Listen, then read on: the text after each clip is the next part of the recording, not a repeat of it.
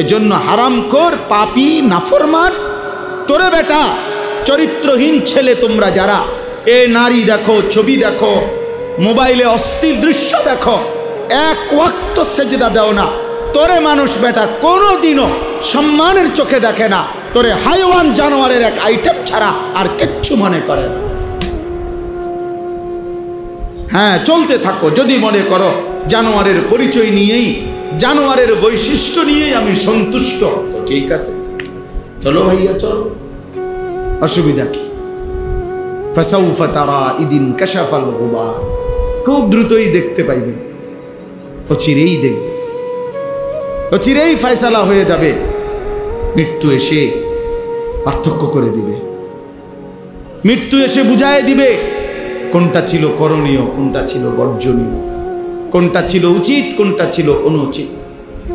আজ আমরা বুঝতেছি। এজন্য দোস্ত আমার, বাবা আমার, দয়া করে মেহেরবানি করে ভাবতে শিখে, ভাবতে শিখে। সারা পৃথিবী জুড়ে মুসলমানদের দুর্দশা, মুসলমানের উপরে জুলুম, নির্যাতন, মুসলমানের রক্তে আল্লাহর জমিন ভাসতেছে। সামান্য অজুহাতে, ঠুনকো অজুহাতে মুসলমানকে নিশ্চিহ্ন করে ফেলা হচ্ছে। ফিলিস্তিন, গাজাতে তো রক্তের বন্যা বইতেছেই। আবার আজকে 1-1.5 সপ্তাহ যাবত ভারতে এই হিন্দু বেঈমানরা, তারা একেবারেই সামান্য অজুহাতে জম্মু কাশ্মীরের মধ্যে একজন হিন্দু অফিসারকে সন্ত্রাসীরা হত্যা করছে। এই ইস্যুটাকে সাথে নিয়ে এটাকে বড় করে হামলা করছে সন্ত্রাসীরা কিছু পর্যটকের উপরে। সেটা তো নির্দিষ্ট বিচার হবে, সন্ত্রাসীকে ধরা হবে, অপরাধীকে ধরা হবে, কিন্তু এই অপরাধীকে ধরার কোনো নাম গন্ধ নাই। পুরা কাশ্মীরে লক্ষ লক্ষ মুসলমানের উপরে, পুরা ইন্ডিয়ায়, গুজরাট সহ ইন্ডিয়ার লাখ লাখ মুসলমানের বাড়ি ঘর ভাঙ্গা সমান করে ফেলছে। জানে, এখানে সন্ত্রাসী ধরার নাম নাই। পাকিস্তানকে পুরা অস্ত্রের হুমকি, মকির লগে কি পাকিস্তানের সাথে যুদ্ধের মুখোমুখি। আশ্চর্য এই ইস্যুকে কেন্দ্র করে। এই জন্য বললাম ভাই, বেঈমান সর্বদা চেষ্টা করে কোনো না কোনো ছোট্ট অজুহাতে আমাদের উপরে জুলুমের বন্যা বয়ে দিবে, রক্তের বন্যা বসায় দিবে। সেদিন তোমরা বুঝবা, সেদিন মনেই পড়বে এই মোবাইল টিপা, এই আল্লাহকে নারাজ করা, সেজদাবিহীন এই জীবন মনে পড়বে, মনে পড়বে।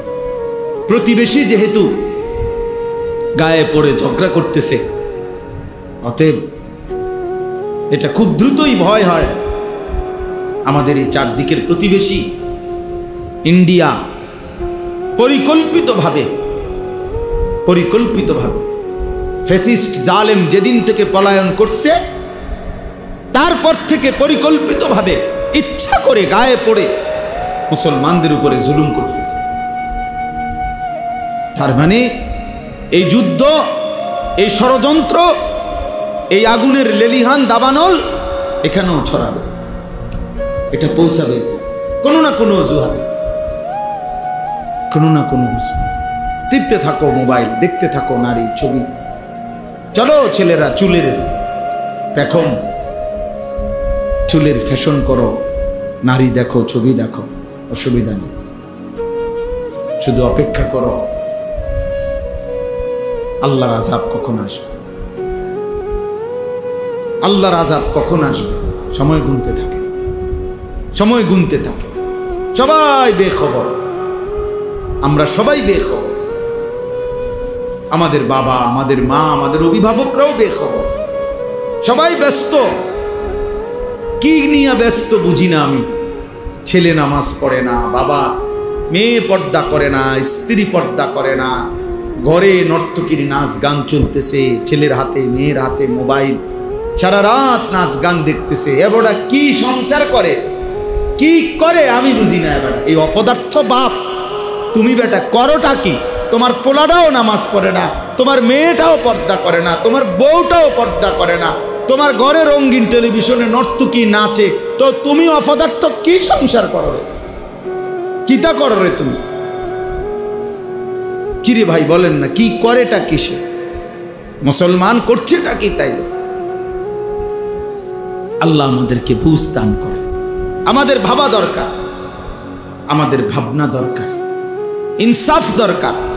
আমরা নিজের হাতে আমাদের উপরে মুসিবত টেনে আনতেছি। মা আসাবাকুম মিন মুসিবাতিন ফাবিমা কাসাবাত আইদিকুম। আল্লাহ তাআলা বলেন, তোমাদের উপরে যত মুসিবত আসে সব তোমাদের হাতের কামাই, তোমাদের গুনাহ, তোমাদের মুসিবত।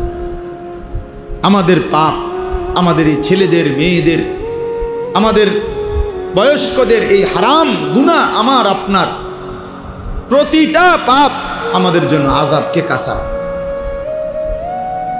আযাবকে কাছায়। এই জন্য আমরা আমাদের নিরাপত্তা দরকার। আপনারা শুনছেন আমাদের হযরত মাওলানা মুফতি আমজাদ সাহেব কথা বলছেন শেষ দিকে। আপনি চিন্তা করে দেখেন, এটা বাংলাদেশ, এখানে সবাই জানে যে সংখ্যাগরিষ্ঠ এখানে মুসলমান, ধর্মপ্রাণ মানুষ এদেশে লক্ষ লক্ষ মসজিদ মাদ্রাসা আছে। এত কিছুর ভিতর দিয়া, এত আলেম ওলামার ভিতর দিয়া 5ই আগস্ট পরবর্তী, 24-এর পরবর্তী যে সময়ে আপনার ফ্যাসিস্টের কোনো অনুসারী ক্ষমতায় নাই, এরপরেও এই মহিলা নামের কতগুলো মুরতাদ বেঈমান বাংলাদেশের জমিনে সরকারের কাছে এই প্রস্তাবনা দিছে যে সরাসরি আল্লাহর কোরআনকে চেঞ্জ করা। এত বড় সাহস! বিষয়টা তো শুধু প্রতিবাদ না, এটা চিন্তা করার বিষয় যে মানে এই সময় এই সাহসটা হইল কেন? তাহলে এরা কত বড় নিকৃষ্ট, কত বড় জঘন্য, মানবতার কি পরিমাণ দুশ্মন। একটি সমাজের জন্য প্রস্তাব দিছে যে ছেলে মেয়ে বিবাহ ধর্মের বন্ধনে, বিবাহ বন্ধন ধর্মের ভিত্তিতে বিবাহ বন্ধনে আবদ্ধ হয়ে না হয়ে যদি নিজেদের ইচ্ছে মতো, পছন্দ মতো তারা যদি একত্রে থাকতে চায়, রাষ্ট্র সমাজ কেউ বাধাগ্রস্ত করতে পারবে না। এই আইন, এটা আইন। তার মানে কি? ছেলে মেয়ে যেখানে মন চায় কুত্তার মতো শুইয়া লাইব, যার যেখানে মন চায়। এই সমাজ টিকবে তো? তাইলে যৌনকর্মী, বেশ্যা, পতিতা পৃথিবীর ইতিহাসে, মানবতার ইতিহাসে কোন জায়গায় একেবারে সামান্যতম মনুষ্যত্ব যার মধ্যে আছে, তারা এটা একটি জঘন্য অপরাধ, নারীর এই অসভ্যতা, কোন নারী দেহ বিক্রি করা, নাউজুবিল্লাহ। এই মুরতাদরা, এই নারী সংস্কার কমিশনের এই মুরতাদগুলো প্রকাশ্যে প্রস্তাবনা লিখছে যে এই যৌনকর্মী, বেশ্যা, পতিতাকে রাষ্ট্রীয়ভাবে শ্রমিক হিসাবে স্বীকৃতি দিতে হবে। এরা শ্রমিক, এরা ওয়ার্কার। আপনি চিন্তা করছেন এই সমাজ কোথায় গিয়ে পৌঁছে? অর্থাৎ ছেলেদেরকে, মেয়েদেরকে প্রকাশ্যে আমন্ত্রণ জানাইছে, তোমরা আরেকটু সবর করো, তোমাদের অবাধ জিনা ব্যভিচারের জন্য একদম প্রকাশ্য ব্যবস্থা করে দিচ্ছি, আরেকটু সবর করো, আরেকটু সবর করো। তাইলে ভেবে দেখেন, পিছনে বেঈমানের মদত, কাফের মুশরিকদের মদত ছাড়া তারা এটা করতে পারে? তাহলে আমরা কোথায় আছি? আমাদের এত মসজিদ, এত মাদ্রাসা, এত আজান, আমরা এত বিপুল পরিমাণ মুসলমানের সামনে দাঁড়াইয়া আল্লাহর কোরআনের বিরুদ্ধে এত বড় কথা বলতে পারা, এই সাহস এই বেঈমানরা কোথায় পাইল? বলেন। গত 2 দিন আমি উত্তরবঙ্গ ছিলাম, কুড়িগ্রাম, লালমনিরহাট, দিনাজপুর, গাইবান্ধা, 4 জেলা সফর করছি, বয়ান করছি। সেখানে নিজ চোখে দেখছি প্রকাশ্যে একেবারে খোলামেলা ওপেন আপনার খ্রিস্টানরা মুসলমানদেরকে খ্রিস্টান বানাচ্ছে। কসম আল্লাহ, শুধু দিনাজপুর জেলায় 793টা গির্জা আছে, একটা জেলা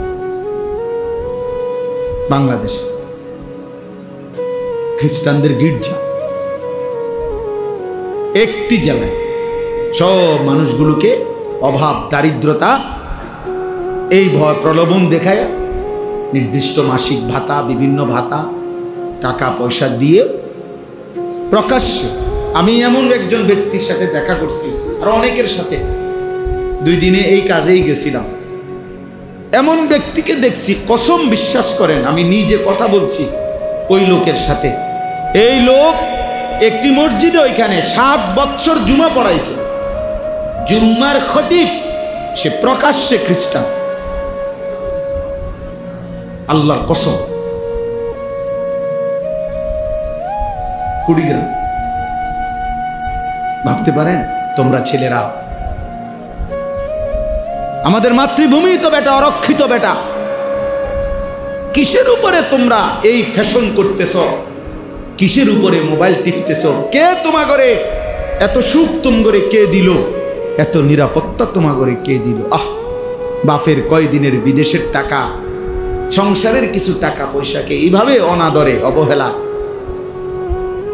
শেষ করে দিচ্ছে।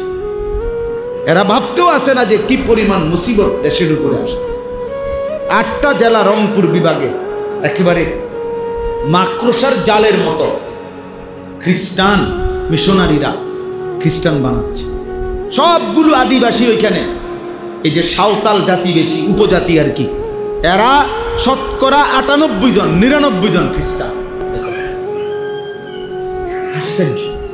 আপনি ভাবেন, আপনি গিয়ে দেখে আসেন, চলেন আমি দেখাই। ভাবতে পারেন কাদিয়ানি, প্রকাশ্যে কাদিয়ানি বানাচ্ছে। বাংলাদেশে পঞ্চগড়ে কাদিয়ানিদের বিশাল এলাকা, আহমদনগর, এই গোলাম আহমদ কাদিয়ানির নাম, বিশাল বড় এরিয়া নিয়ে দখল করে গেছে, প্রকাশ্যে প্রচার।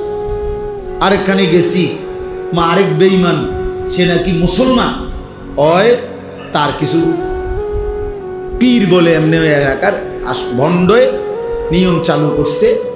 আপনার একজন তার অনুসারী যারা মুরিদ, এগুলারে একজন আরেকজনের সালাম দিয়া, প্রথমে সালাম দেয়, দিয়ে আবার এরকম প্রণাম করে।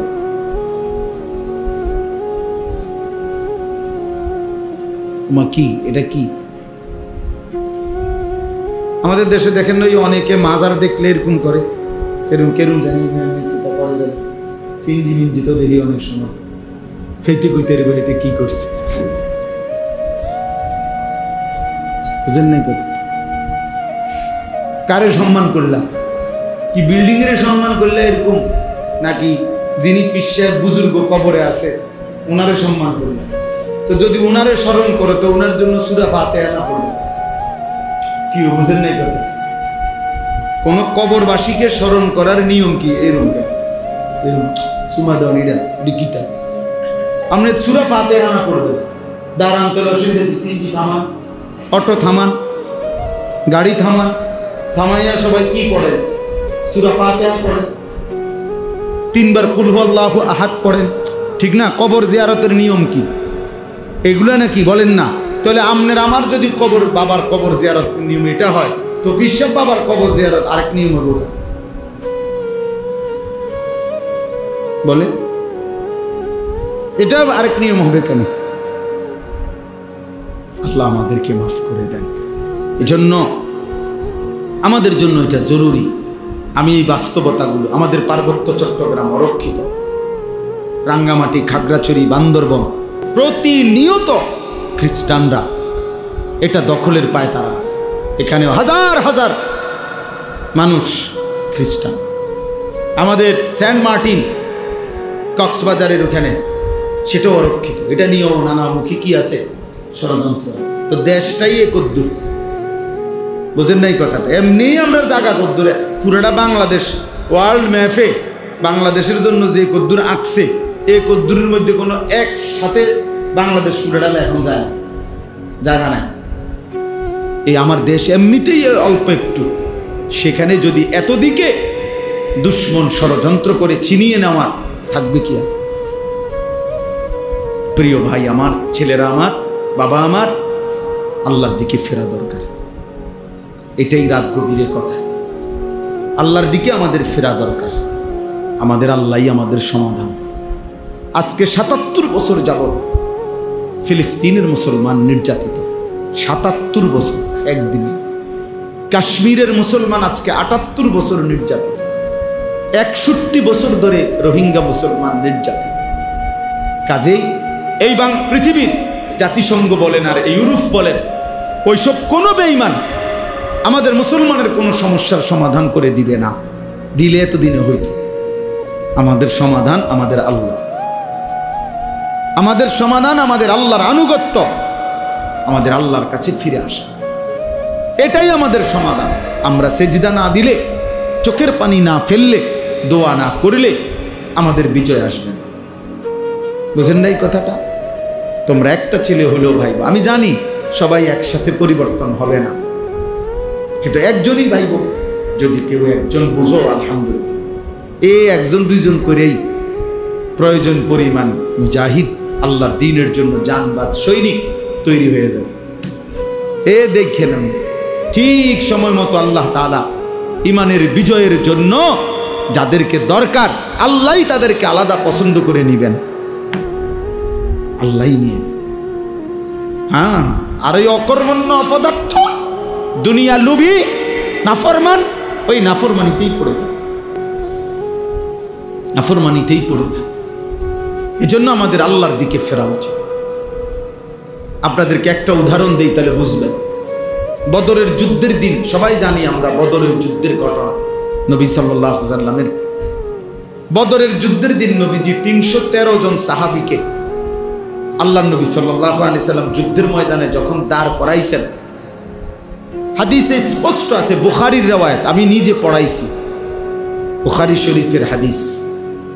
নবীজি সাল্লাল্লাহু আলাইহি ওয়াসাল্লাম ৩১৩ জন সাহাবীকে বলছেন, তোমরা দাঁড়াও, আমি না বললে যুদ্ধ শুরু করবা না।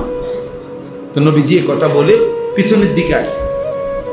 পিছনে আইসা আল্লাহ নবী সাল্লাল্লাহু আলাইহি ওয়াসাল্লাম পাহাড়ের তলদেশে সমান জায়গায় সেজদা দিয়েছেন। ১ নাম্বার, চোখের পানি ছেড়ে কান্না শুরু করছে, আর আল্লাহর কাছে একটা দোয়া করছে বারবার, আয় মাওলা, তোমার জাতের কসম মাওলা, আমার এই লোকে অল্প কয়জন, আমার মক্কার ১৩টা বছর আমি রক্ত ঝরিয়ে দিবা নিশি মেহনত করে আমি মদিনায় আসছি, আর এই মদিনার এই ৬ মাসের ব্যবধানে আজকে যুদ্ধ, আমার পুঁজিয়ে ৩১৩ জন, আমার লোক নাই, আমার আছেই এ কয়জন। এই হাদিসে আছে, নবী বলছে কানতে কানতে, সেজদা দিয়া দোয়া করতেছে আর বলতেছে, আল্লাহুম্মা ইন তুহলিক হাযিহিল ইসাবা লান তু'বাদা ফিল আরদ। আয় মাওলা, আজ যদি আমার এই ছোট্ট কাফেলা ৩১৩ জন, এই কাফেলা যদি ধ্বংস হয়ে যায় আপনার দুশমনের হাতে, তাহলে আপনার এই জমিনে আপনার ইবাদত আর হবে না। কে করবে? আর আমারে আপনি বেইজ্জতি করেন না, আমারে আপনি অপমান করেন না মাওলা, আমার এই অল্প কয়েকজনকে আপনি ধ্বংস করেন না। মাত্র ৮টা তরবারি, 2টা ঘোড়া, এই ছিল পুঁজি, আর কিচ্ছু নেই, কারো কাছে আর কিছু নেই। 8টা তরবারি ছিল 8 জনের হাতে, 2 জনের কাছে 2টা ঘোড়া ছিল, আর বাকিদের কাছে কিছুই ছিল। কিন্তু নবীজি কি করলেন? 3টা কাজ করলেন। 1, সেজদা দিলেন। কি দিলেন? 2, চোখের পানি ফেললেন। 3, দোয়া করলেন। এই সেজদা, চোখের পানি, দোয়া, এই 3 জিনিস নবীজি যখন পূর্ণ দিলেন, আল্লাহ তাআলা জিবরাইলকে পাঠাইলেন। পাঠিয়ে জিবরাইল বললেন, কোরআন নাজিল করলেন, ফাস্তাজাবা লাহুম রাব্বুহুম, বন্ধু আপনার দোয়া কবুল হয়ে গেছে। আন্নী মুমিদ্দুকুম বিআলফিম মিনাল মালাইকাতি মুরদিফিন। আল্লাহ বলেন, বন্ধু 1000 ফেরেশতা যুদ্ধের সাজে সজ্জিত আমি আপনার সাহায্যের জন্য পাঠাইলাম। তো এরপরে মুসলমানের বিজয় হয়ে গেছে। তাহলে মুমিনের বিজয়, মুসলমানের বিজয় সেজদা। কিসে? চোখের পানি, চোখের পানি, দোয়া, দোয়া। আমাদের চোখের পানি, আমাদের সেজদা, আমাদের দোয়া, আমাদের জিহাদ, আমাদের কিতাল, আমাদের আল্লাহর জন্য জান দেওয়া, এটাই আমাদের বিজয়। এর মধ্যেই ইমানের বিজয়, মুমিনের বিজয় আসতেই হবে। এ দেখেন, তোমরা ছেলেরা মনে রাখো, ভাইয়া মনে রাখো, আমি বললাম রং তামাশা ছাড়তে হবে। দেখি এমনি সোজা হইতা না তো ফিডা খাইয়া সোজা হইবা। দুশ্মনের আঘাতে একদিন চোখের পানি, রক্ত ঝরবে। আজ ফিলিস্তিনের মজলুমের চোখে পানি নাই, আজ রক্তই ঝরে। আজকে যদি ফিলিস্তিন গাজায় নিচের থেকে উঠায় কিছু, তাইলে মনে হবে পানির চাইতে বেশি রক্তই উঠবে। আজ আর তাদের চোখের পানি শুকায় গেছে রক্তের বন্যায়। 3 বছরের 6 মাসের 6 বছরের ছোট্ট ছোট্ট মাসুম বাচ্চা অকাতরে শহীদ হয়ে যায় এই পৃথিবীতে, সভ্য পৃথিবীতে। এই জন্য সুন্দর সুন্দর কথা, পণ্ডিতি আর এই মোবাইল নিয়ে ব্যস্ত থাকা, এর নাম জিন্দেগি না। আল্লাহর সাথে গভীর সম্পর্ক, শিরিক মুক্ত ঈমান, আল্লাহর ইবাদত, বন্দিগি, এটাই আমাদের মূল ডিউটি। আল্লাহ আমাদেরকে বুঝা মানা সহজ করে দেন, সহজ করে দেন আল্লাহ তাআলা। আসো ভাইয়া উকি দিয়া দেখো, কিছু ছেলে পেলে এখনো বাইরে ঘুরতে আছে, উকি দিয়া চায় শেষ হয় না। আহারে বেশরম রে, এরা আমার কাছে খুব শরম লাগে। ঠিক আছে বেটা, সামান্য কিছু খাইবা তো খাইবা, কিন্তু এই নির্লজ্জের মতো শুধু দেওয়ানের টাইমে কেমনে মানুষের তো একটা চোখ শরম আছে। আফসোস, আল্লাহ বুঝ দান করেন। চলেন, শেষ কথা আমার, আমি আপনাদের কাছে অনুরোধ করি, আমরা ভাবতে শিখি।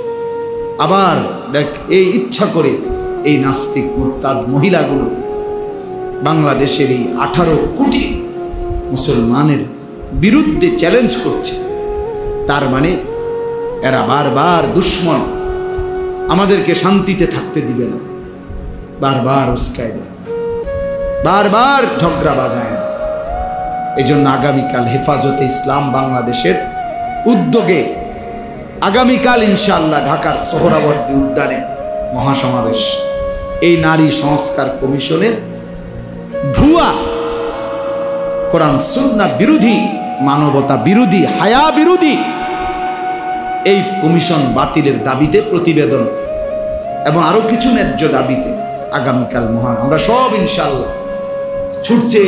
হাজার হাজার বাস, শত শত বাস আলহামদুলিল্লাহ ঢাকার উদ্দেশ্যে ইতিমধ্যে চলতেছে। আমরাও যাব সব ইনশাআল্লাহ। আমাদের বাস টাসও সব রেডি, শেষ রাত্রের দিকে সব ছুটবে ইনশাআল্লাহ। ইমানের দাবিতে আমরা বলেই যাব, কেউ শুনুক বা না শুনুক, কিন্তু ইমানের দাবিতে আমাদেরকে আল্লাহর দ্বীনের জন্য লড়তেই হবে। এই জন্য যুবক ভাই, তোমরা ফিরে আসো ভাইয়া। বেনামাজি জিন্দিগি, নাফরমানি জিন্দিগি দয়া করে আল্লাহর ওয়াস্তে ছেড়ে দাও। একটা ছেলে হলেও ফিরে আসো, আল্লাহর দিকে ফেরো। আগামী দিনে আমাদের এই গুনাহ আমাদেরকে মুসিবত টেনে আনবে। আল্লাহ আমাদেরকে মাফ করে দেন।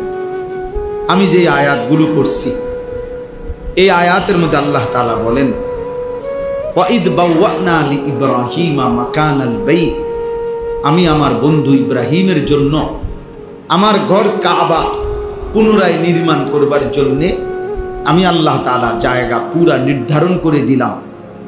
অর্থাৎ নূহ আলাইহিস সালামের জামানায় কাবাঘর আল্লাহ তাআলা তুফানের সময় তুলে নিয়েছিলেন উপরে। ইব্রাহিম আলাইহিস সালামের মাধ্যমে আল্লাহ তাআলা পুনরায় সেই ঘর নির্মাণ করেছিলেন। তো এই ঘর নির্মাণের সময় আল্লাহ বলছে, তুমি আমার ঘর নির্মাণ করো 3 উদ্দেশ্যে। 1, আল্লাহ তুশরিক বি শাইআ। 1 নাম্বার, আমার ঘর বানাবা কাবা যেন আমার প্রতিটা বান্দা মুমিন যেন আমি আল্লাহর গোলামি করে কোনোভাবে যেন আমার সাথে শিরিক না করে, এই শিরিক মুক্ত ঈমান টিকিয়ে রাখবার জন্য আমার ঘর বানাও, আমার ঘর সামনে থাকবে আর মুমিন আমি আল্লাহর গোলামি করব। শিরিক মুক্ত ঈমান আল্লাহ তাআলা বান্দার কাছে চেয়েছে। ও তাহির বাইতিয়া লিত্তাইফিনা ওয়াল কাইমিনা ওয়ার রুকআইস সুজুদ, আল্লাহ তাআলা বলেন এবং আমার ঘরকে তুমি মানে কাবাকে পবিত্র করো আমার তাওয়াফকারী বান্দাদের জন্য এবং আমার রুকু সেজদা দাঁড়িয়ে নামাজ আদায়কারীদের জন্য। এই দ্বিতীয় উদ্দেশ্য হল আল্লাহর ঘর কাবা ইব্রাহিম আলাইহিস সালামের মাধ্যমে আল্লাহ তাআলা পুনর্নির্মাণ করাইছেন। দ্বিতীয় উদ্দেশ্য হইল তাওয়াফ এবং আল্লাহর ইবাদত নামাজ আদায়ের জন্য। তাইলে এই মসজিদ আল্লাহর ঘর, মসজিদ বানানোর মূল উদ্দেশ্য হবে ইবাদত নামাজ। এজন্য আমি সবসময় বলি মসজিদ কমিটির সদস্যরা ইনসাফের সাথে আপনারা ইমাম সাহেব সহ মিটিং করেন যে ফজরের মুসল্লি কেমনে বাড়ানো যায়। এই নিয়ে হাজারো লাখো মসজিদে আপনি তদন্ত করে দেখেন যে কয়দিন মিটিং করছে শুধু এই কথার উপরে যে আমরা মসজিদে মুসল্লি ছেলেগুলো কেমনে নামাজি বানানো যায়। কেবল গেট বদলাও, SS5 লাগাও, টাইলস লাগাও, আরো বড় করো, আরো জাঁকজমক করো, আরো চাকচিক্য করো। টাইলস লাগাইতে পারে না সভাপতি, সেক্রেটারি, কেশিয়ার, কমিটি, তার আর পুরা শোল্ডার মধ্যে যদি টাইলস লাগান যাইতো, কারণ আছে তো না লাগাইতো না, টাকাও আছে, টাইলসও আছে। এই কথা বুঝেন? কিন্তু একটা বার ইনসাফ করে বলেন ঠিক এই নিয়ে মিটিং করছেন নিজে মুসল্লি কিভাবে বানানো যায়। ফজরের নামাজ এই মহল্লার সমস্ত মুসলমানের উপরে ফরজ না? কথা বলেন না কেন?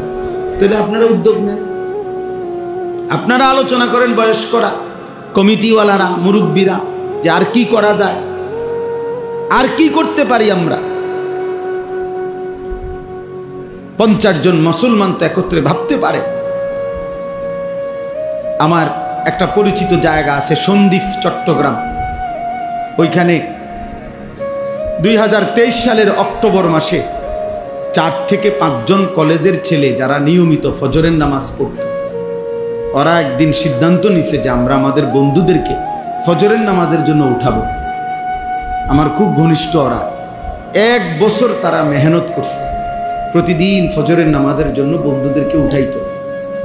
1 বছর পরে আমি তাদের জন্য আলাদা একটা মাহফিল করছি এই ছেলেদের জন্য।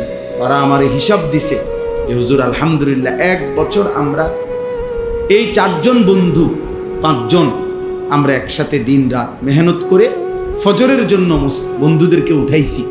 এখন লিস্টেড বরাবর 2024 সালের আইসা নভেম্বরের 19 তারিখ না যেন 20 তারিখে আমি মাহফিল করছিলাম। তারা আমার হিসাব দিছে প্রায় 4500 ছেলে 1 বছরে লিস্টিভুক্ত ফজরের নামাজ জামাতে পড়ে। ইচ্ছা করলে সম্ভব?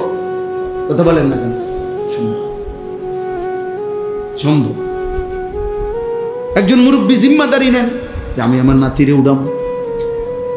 আমি তো আলহামদুলিল্লাহ আমার 7 বছরের বাচ্চাকে প্রতিদিন ফজরের নামাজের জন্য আমি দাঁড়ানো থাকি উঠাই, এরপরে মসজিদে। আজকে সকালেও হ্যাঁ একবার উঠাইয়া বসাইছি, আবার আমি উজু করে এসে দেখি আবার শুয়ে গেছি। বলছি না আব্বা ওড়ো, আবার ওড়ো, আব্বা উজু করে আসো, নামাজ পড়ে আবার শুইও, আজকে আব্বা শুক্রবার অসুবিধা নাই, ঘুমাইতে পারবা। এক এক সময় এক একটা বলে উঠাইতে হবে আমার, এটা আমার জিম্মা। চেষ্টা করলে সম্ভব। 1000 বার বললে, বারবার বললে, আরে প্রয়োজনে যদি একটা বাপ তার সন্তানকে নামাজি বানানোর জন্য চোখের পানি ফেলে, তাইলেও সেই চোখের পানি আল্লাহর কাছে দামি হবে। এজন্য সবাই মিলে, আমার কাজল ভাই, আমি আপনার কাছেও অনুরোধ করি, আপনি তো বুঝমান মানুষ, মহব্বত করেন আমাদেরকে। আমরা যে কয়জন বাবা ভাই আছেন আপনাদের আপনারা বসেন, দায়িত্ব নেন, একজন একজন, দুইজন দুইজন, ছেলেদেরকে উৎসাহিত করেন, আলাদা দাওয়াত দিয়া মহল্লার ছেলেদের সাথে কথা বলেন যে বাবা আসলে কি করতে চাচ্ছ, কেন নামাজ পড়বা না, আল্লাহর সাথে তোমাদের রাগটা কিসের, এটা জিগান ছেলেদেরকে, ফিকির করেন। দেখবেন একজন ছেলে দুইজন ছেলেই নামাজ পড়ুক, 10 জনেই পড়ুক, একজন হুজুরের বক্তব্য দিয়া আমনে একজন বক্তারে আনছেন আর একজন বক্তা বহন করলে এই সমাজ সবাই এক কথায় নামাজি হয়ে যাবে না, সবাই এক কথায় হবে না। সম্মিলিত প্রচেষ্টা, উদ্যোগ জরুরি। রাসূলুল্লাহ সাল্লাল্লাহু আলাইহি ওয়াসাল্লাম 23 বছরে যে দাওয়াত দিছেন মানুষকে, সাহাবায়ে কেরাম যারা নবীর হাতে কালেমা পড়ছেন তারা দাওয়াত দিছেন, কথা কয় না কে শুধু নবীজি একাই দিছে। তো উনারা সহ নবীজির কার্যক্রমটাকে আগায় নিতে সহযোগিতা করছে কিনা বল। আমার কাছে কিতাব আছে স্পষ্ট, রাসূলুল্লাহ সাল্লাল্লাহু আলাইহি ওয়াসাল্লাম প্রথম আবু বকর সিদ্দিককে কালেমা পড়াইছে নাকি এই বাহিরে, ঘরের বাহিরে। আবু বকর সিদ্দিক রাদিয়াল্লাহু তাআলা আনহু পরবর্তী 15 দিনের ভিতরে 6 জন বিখ্যাত সাহাবীকে উনি রাসূলুল্লাহ সাল্লাল্লাহু আলাইহি ওয়াসাল্লামের কাছে বুঝাইয়া আইনা কালেমা পড়ে মুসলমান। তাহলে এটা বুঝতে হবে, এটা বুঝতে হবে। হুজুর আমনে আইয়া কইয়া যান, সব বুড়া মানুষ অনেক আছে, মাঝ বয়সী অনেক আছে, হুজুর বেডিটি বেশি খারাপ, আমনে গদ্দুর কইয়া যান। হ্যাঁ হুজুর বুড়া মানুষ খুব খারাপ, আমনে গদ্দুর কইয়া যান। আমি গদ্দুর কইয়া যেটা লাজন পানি থু দাও না, এটা তাবিজ আর কি, একজনে বললে হবে না, সবাই মিলে কি নিতে হবে, উদ্যোগ নিতে হবে, সবাই উদ্যোগ নিতে হবে। আল্লাহ তাআলা তৌফিক দান করেন,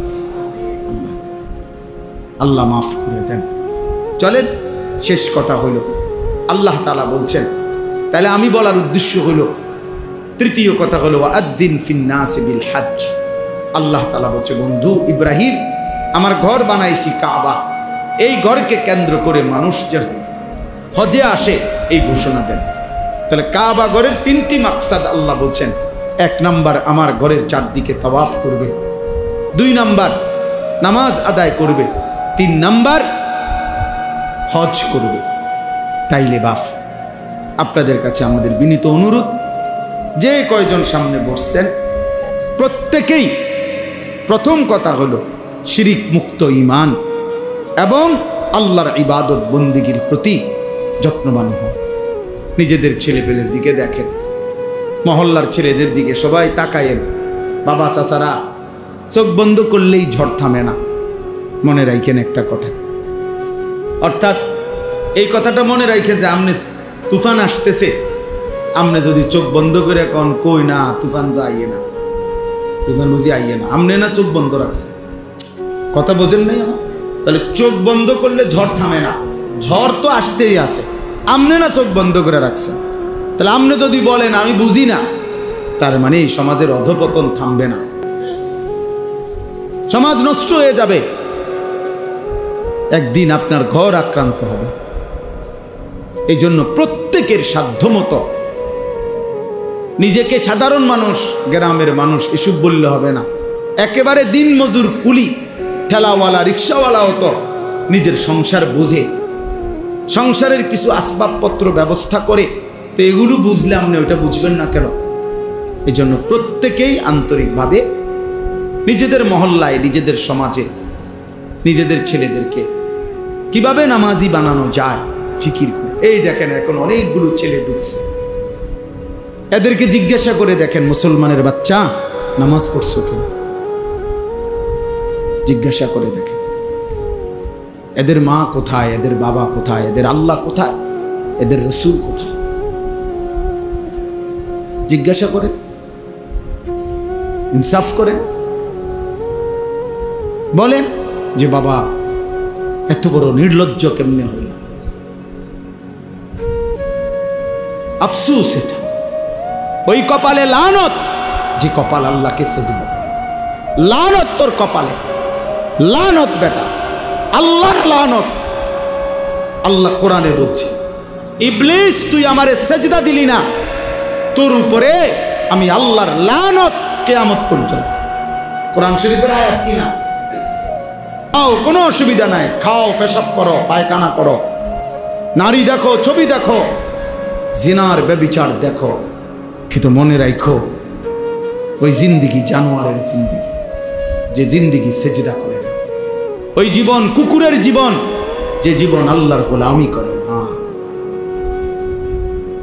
আল্লাহ আমাদেরকে বুঝ দান করেন, আল্লাহ আমাদেরকে মাফ করে দেন, আল্লাহ আমাদেরকে কবুল করে নেন। আমাদের ছেলেদেরকে ফিরাইতে হবে, আমাদের সন্তানদেরকে ফিরাইতে হবে। বাপ মারা যেভাবে খামখেয়ালি শুরু করছেন, এভাবে জাতি টিকবে না। হ্যাঁ, বেঁচে থাকবে কিন্তু মুসলিম পরিচয় থাকবে না। এমনি বাচ্চা থাকবো আর কি, এমনি খাইবো পড়বো আর কি, দুনিয়া ভোগ করবে আর কি, কিন্তু একদিন গোটা ফ্যামিলির থেকে ইমানের পরিচয় চলে যায়, কেউ আর চিনবে না আল্লাহ খোদা। কারণ এই যে ছেলেগুলো মনে করেন যে এক ওয়াক্ত নামাজ পড়ে না, সারা দিন রাত মোবাইলে নারী ছবি দেখে, তো আগামী 20 বছর পরে এদের জেনারেশন, এদের সন্তান, এরা বিবাহ শাদী করলে তার ফুতে তার জি কি শিখবে? কথা বলেন না ভাই, কি শিখবে? তার কাছ থেকে কি জানবে সে? আল্লাহ আমাদেরকে মাফ করে দেন, আল্লাহ তাআলা আপনাদেরকে কবুল করে নেন। আমরা আপনাদেরকে মহব্বত করি। এই গ্রামে আমাদের অনেক স্মৃতি আছে, মনিরের সাথে আমার অনেক বেশি সম্পর্ক, আরো অনেকেই, আপনাদের অনেককেই আমি চোখে চিনি, মুখে চিনি। আল্লাহ তাআলা সবাইকে কবুল করেন। আজকের এই মজলিস আল্লাহ তাআলা কবুল করে নেন। আল্লাহ তাআলা আপনাদের প্রত্যেককে ঈমান আমলের জিন্দেগি দান করেন। আলহামদুলিল্লাহ। মওলায়ে করিম আপনি মাফ করে দেন, রব্বে করিম আপনি মাফ করে দেন, মেহেরবান মওলা আপনি মাফ করে দেন। সমস্ত কবরবাসীদেরকে মাফ করে দেন, কিয়ামত পর্যন্ত কবরের আযাব মাফ করে দেন, কবরগুলোকে জান্নাতের টুকরা বানিয়ে দেন।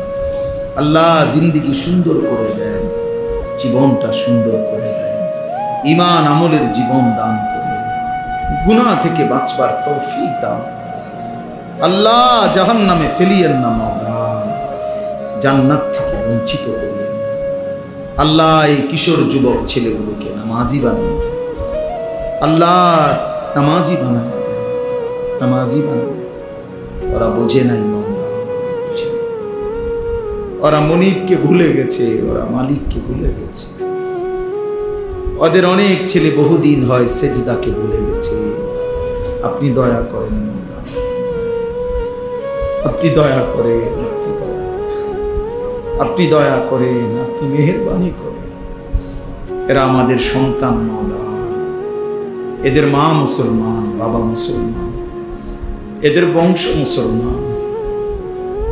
এরা আখিরাত ভুলে গেছে, এরা নামাজ ভুলে গেছে, মোবাইল, নারী, ছবি এদেরকে ভুলায় দিছে।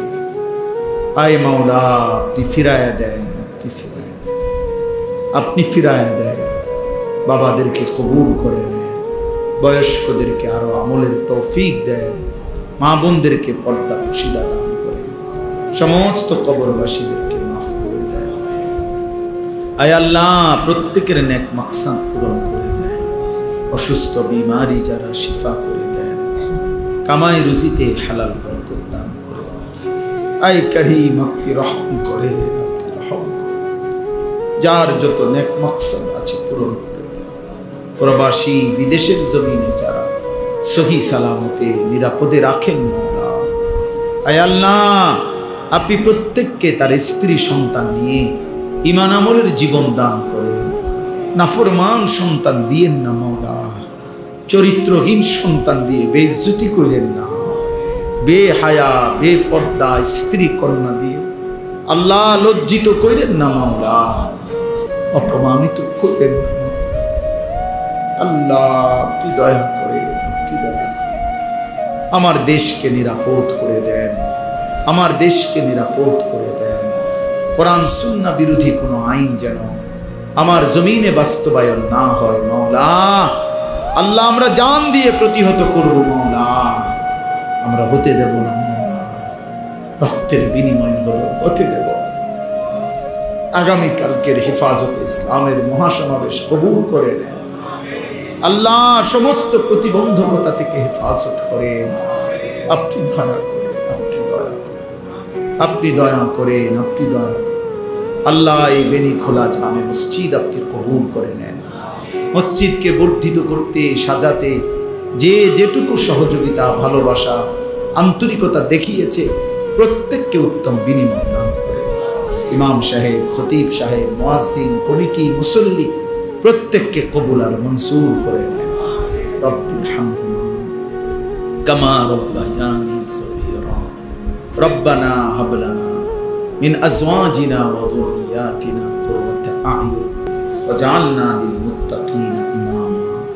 আয় মাওলা, গাজা ফিলিস্তিনের মুসলমানকে বিজয় দান করে, মুমিনের বিজয় দান করে, মুমিনের বিজয় দান করে, মুমিনের বিজয় দান করে। ইসরায়েলের বেঈমানদেরকে ধ্বংস করে দেন আল্লাহ, মুসলমানের বিজয় দান করেন, মজলুমের বিজয় দান করেন আল্লাহ। আখিরি ফরিয়াদ, ছেলেগুলোরে বদলে দেন, ছেলেদেরকে বদলে দেন আল্লাহ। এরা আমাদের সন্তান, আমাদের ছোট ভাই, এদের চুল চেহারা সুন্দর করে দেন, স্বাভাবিক করে দেন। মোবাইলের আসক্তি থেকে এদেরকে হেফাজত করে, এদের নামাজিওয়ালা কপাল বানিয়ে দেন। সুবহান রাব্বিকা রাব্বিল ইজ্জাতি